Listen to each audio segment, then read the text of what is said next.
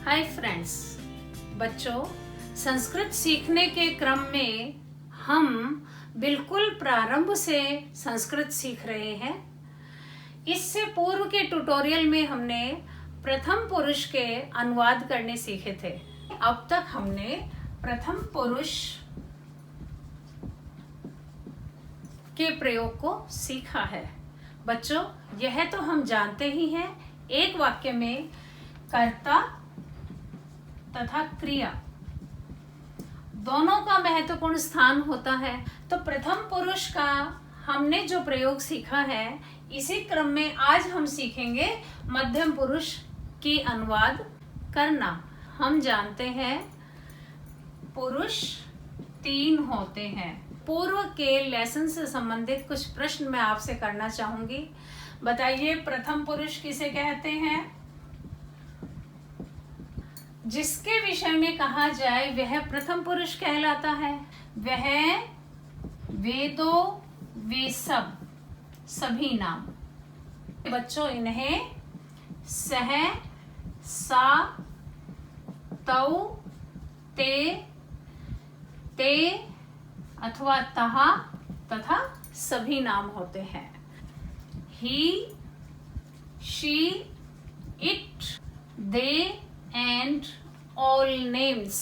ठीक है बच्चों, तो प्रथम पुरुष के साथ प्रथम पुरुष की क्रिया का जो प्रयोग होता है वह हमने अच्छे से सीख लिया है। आज हम बच्चों मध्यम पुरुष के कर्ता को जानेंगे, साथ में मध्यम पुरुष के साथ प्रयुक्त होने वाली क्रिया का ज्ञान अर्जित करेंगे। संस्कृत बहुत आसान है, यह तो हम जानते हैं। 3 पुरुष होते हैं, प्रथम पुरुष, मध्यम पुरुष तथा उत्तम पुरुष। प्रथम पुरुष के अनंत कर्ता हो सकते हैं, परंतु मध्यम पुरुष के केवल 3 कर्ता होते हैं। तो संस्कृत आसान हुई ना। कुछ एक ध्यान देने योग्य बातें हैं जिन्हें आज हम अपने इस ट्यूटोरियल के माध्यम से सीखेंगे। नंबर 1, मध्यम पुरुष किसे कहते हैं तथा मध्यम पुरुष के साथ किस क्रिया का प्रयोग होता है।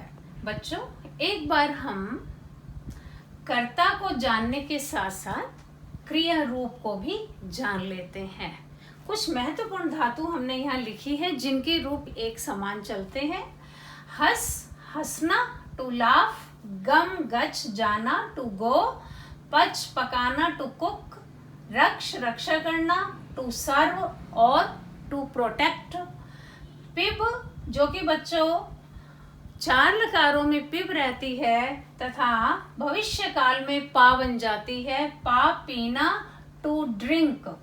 खाद, खाना, टू ईट। गद, वद, भण, ब्रू, जल्प आदि धातुओं का अर्थ बोलना होता है, टू स्पीक। क्री, करना, टू डू। इसी प्रकार बच्चों यच, देना, पा, पीना, दृश्य, पश्य, देखना, क्रीड, खेलना, खेल, खेलना, खन, खोदना आदि अनेक धातुएं हैं जिनके रूप एक अगर धातु हम याद कर लेते हैं, पठ धातु के समान ही चलते हैं। ठीक है बच्चों, पठ मीन्स पढ़ना। मैं आपको यहाँ प्रथम पुरुष, मध्यम पुरुष तथा उत्तम पुरुष तीनों रूप लट लकार वर्तमान काल में कैसे चलते हैं यह मैं आज आपको बताऊंगी। हम मध्यम पुरुष के अनुवाद सीखेंगे। पठती, पठतः, पठन्ति, ये प्रथम पुरुष। पठसि, पठथः, पठथ, उत्तम पुरुष। पठामि, पठावः, पठामः। ये हमारे लट लकार वर्तमान काल में पठ धातु के रूप हैं। बच्चों, लगभग 1140 धातुओं के रूप इन्हीं के समान चलते हैं। तो संस्कृत बहुत आसान है, थोड़ा बहुत परिवर्तन होगा वो हमें ध्यान रखना है। बच्चों आज हम सीखेंगे मध्यम पुरुष के क्रिया रूप का प्रयोग। पठसी, पठथः, पठथ। ठीक है, आज हम इनके प्रयोग सीखेंगे। तुम जाते हो, पढ़ते हो, रहते हो, खाते हो, पीते हो, पकाते हो, बोलते हो, पढ़ाते हो, हंसाते हो, खेलते हो, गाते हो, फूल को सूंघते हो, तपस्या करते हो, जल में तैरते हो। वाक्य में कर्ता और क्रिया को सर्वप्रथम पहचानना है। बच्चों यहाँ हमारा तुम कर्ता है। कर्ता कौन है? तुम। शेष सभी क्रिया है। केवल फूल को तथा जल में ये हमारे क्रमशः कर्म तथा अधिकरण है। तो सबसे पहले वाक्य है तुम जाते हो। बताओ संस्कृत में तुमको क्या कहते हैं? त्वम। जाते हो गम धातु पठ के समान, पठसी, गच्छसी, त्वम गच्छसी। पढ़ते हो, पठसी। रहते हो, वससी। मूल धातु का ध्यान रखना जरूरी है। वस का अर्थ होता है रहना। रूप चलेंगे पठ के समान। खादसी। पीते हो, कौन सी धातु है बच्चों? पा, पिब हो जाती है। मध्यम पुरुष एक वचन में पिबसी बनती है, पिबसी। पकाते हो, पचसी। बोलते हो, वदसी। पढ़ाते हो, यहाँ हम बाद में सीखेंगे किस प्रकार से रूप बना है। यहाँ हम केवल सीखेंगे पाठैसी। हंसाते हो, हासैसी। खेलते हो, खेलसी या क्रीडसी। दोनों का एक ही अर्थ है बच्चों।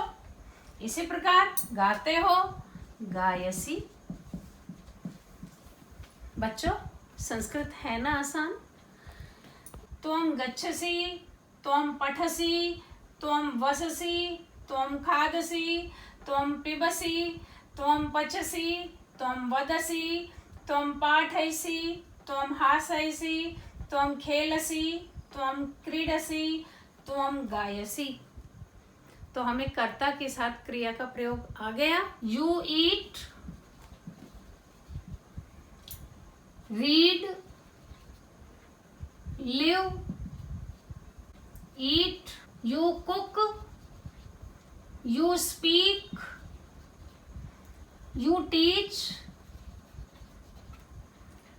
You make at laugh, you play and you sing। Okay बच्चों, फूल को सूंघते हो। तुम फूल को, पुष्पम कहाँ से बना बच्चों? कर्म है ये, कर्ता ने कर्म को।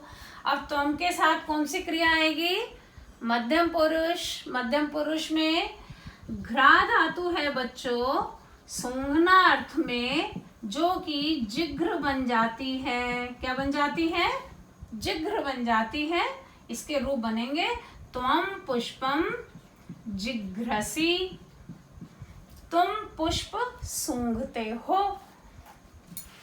अब हम इसको द्विवचन करके प्रयोग करते हैं। तुम दोनों जाते हो, तो कैसे बनेगा? युवाम। युवाम। अब द्विवचन के साथ कौन सी क्रिया आएगी? अर्जथः यानी पठथः द्विवचन की क्रिया आएगी। तो हमारा बनेगा जाते हो, युवाम गच्छथः। तुम दोनों पढ़ते हो, युवाम पठथः। तुम दोनों रहते हो, युवाम वसथः। तुम दोनों खाते हो, युवाम खादथः। तुम दोनों पीते हो, युवाम पीबथः।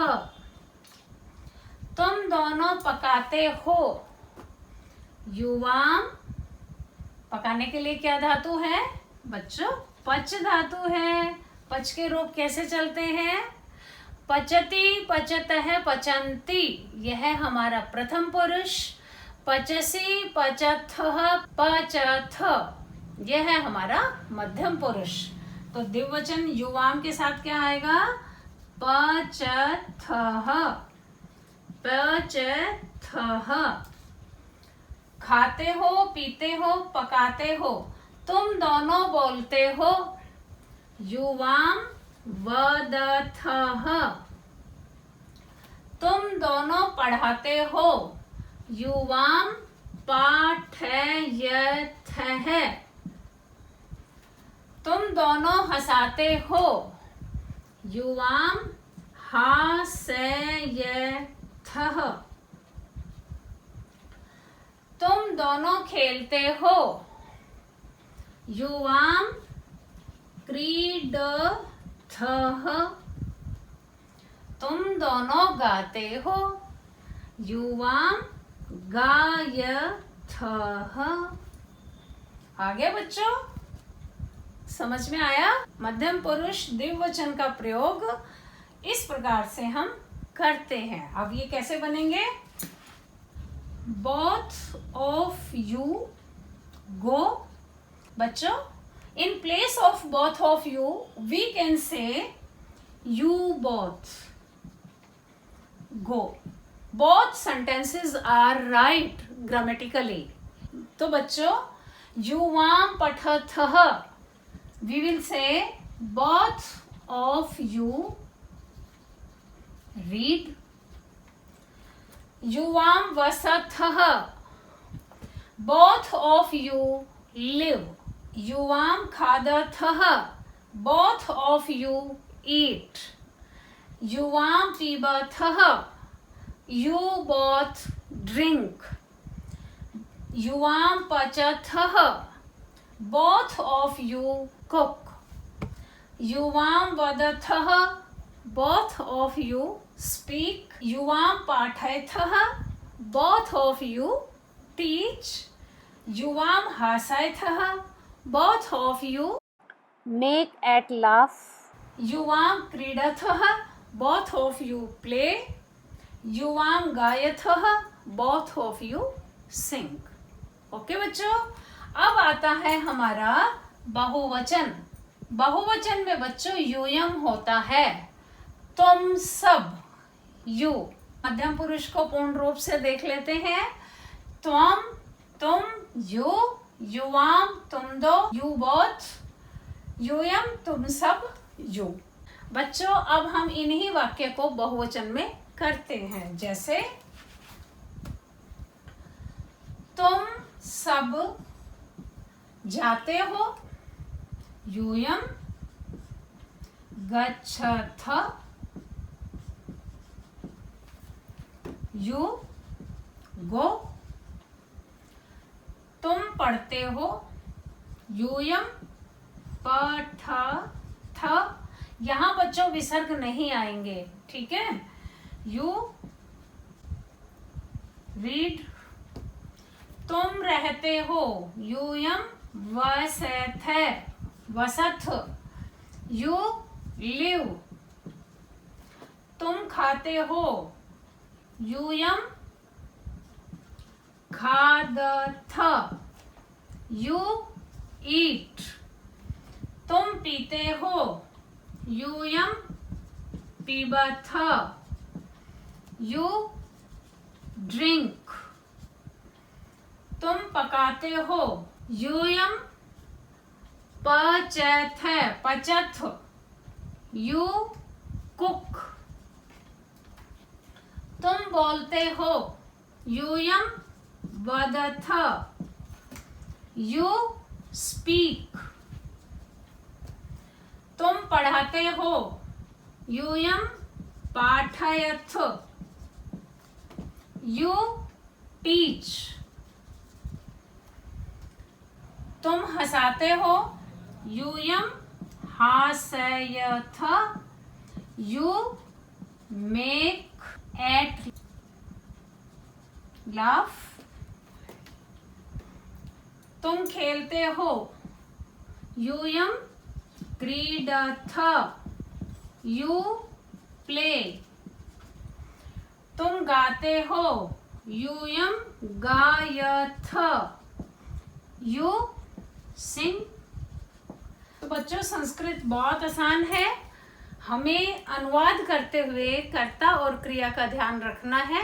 आज हमने मध्यम पुरुष के 3 कर्ता त्वम, युवाम, यूयम इनके साथ प्रयुक्त होने वाली क्रिया के साथ सीखा है। बच्चों संस्कृत की विशेषता मैं आपको बताना चाहूंगी। एक तिंग वाक्यम। तिंग का अर्थ है बच्चों धातु रूप। संस्कृत में जितने भी क्रिया रूप है, धातु रूप है, ये अपने आप में संपूर्ण अर्थ रखते हैं। कंप्लीट मीनिंग होता है बच्चों इनका। जैसे पठसी, तुम पढ़ते हो। क्रीडसी, तुम खेलते हो। पठथः, तुम दोनों पढ़ते हो। पठथ।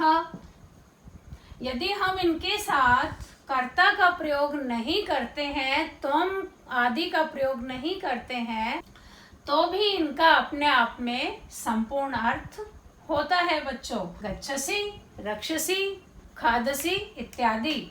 बच्चों नेक्स्ट ट्यूटोरियल में हम लट लकार उत्तम पुरुष के क्रिया रूप को उनके कर्ता के साथ सीखेंगे। Thank you.